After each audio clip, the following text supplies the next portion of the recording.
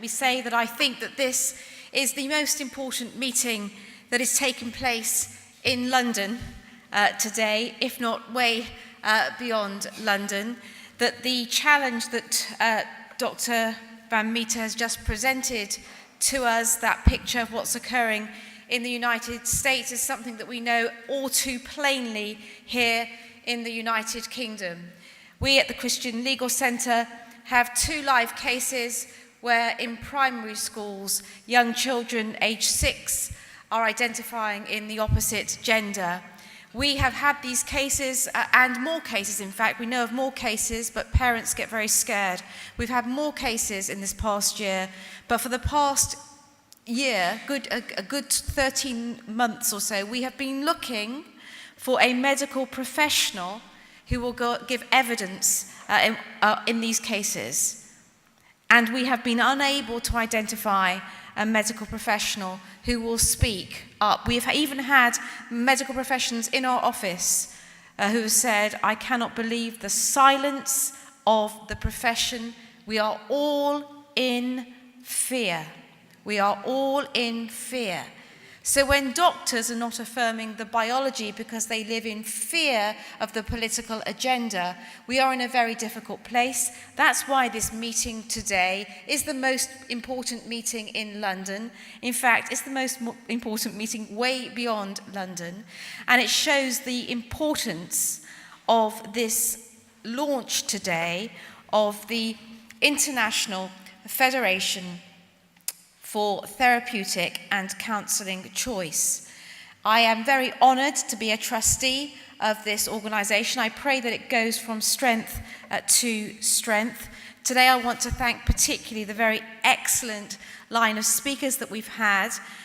Dr. Caris Mosley, Dr. Laura Hayes, David Pickup, Dr. Von Holt, and Dr. Van Meter. These are men and women who speak to the science, are unafraid to speak to the science, and need to keep on speaking to the science.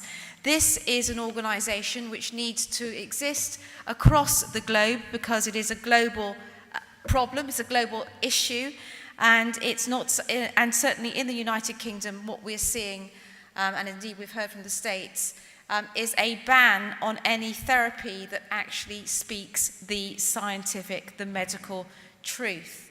We have a parliament just around the corner that is in denial of the truth, and even at this moment is consulting on gender identity through the consultation. So I want to thank Dr. Mike Davidson for this extraordinary endeavour, for conceiving of this with Crystal. Together they have been the driving force in setting this up today, against all the odds, against much difficulty. We have amongst us the evidence and the science and people that will speak it, but we know that it's being driven out again, also in the United Kingdom. Academic choice is being driven out, the case of Dr. James Caspian at Bath Spa University, and also Dr. Makareth, the doctor who lost his job because he said that he would refuse to say that a man was a woman and a woman was a man, and as a result of that, he lost his job. So the issues are live, they are real, we need to reappropriate the language. But today, it is to thank those that would stand and educate us and help us to do that. So that is our speakers today. To thank those who facilitate this day, so Lisa Nolan, the camera work that's going on. I'm hoping that this is being listened to across the nation and beyond.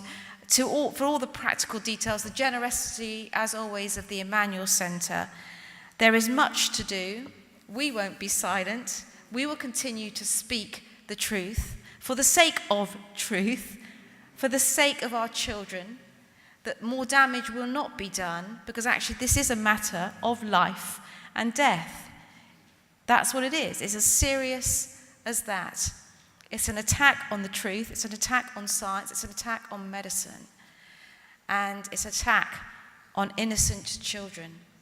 And we generally need, we just should be doing better, and the medical professionals should know better. So thank you very much for your time here. Thank you to everyone.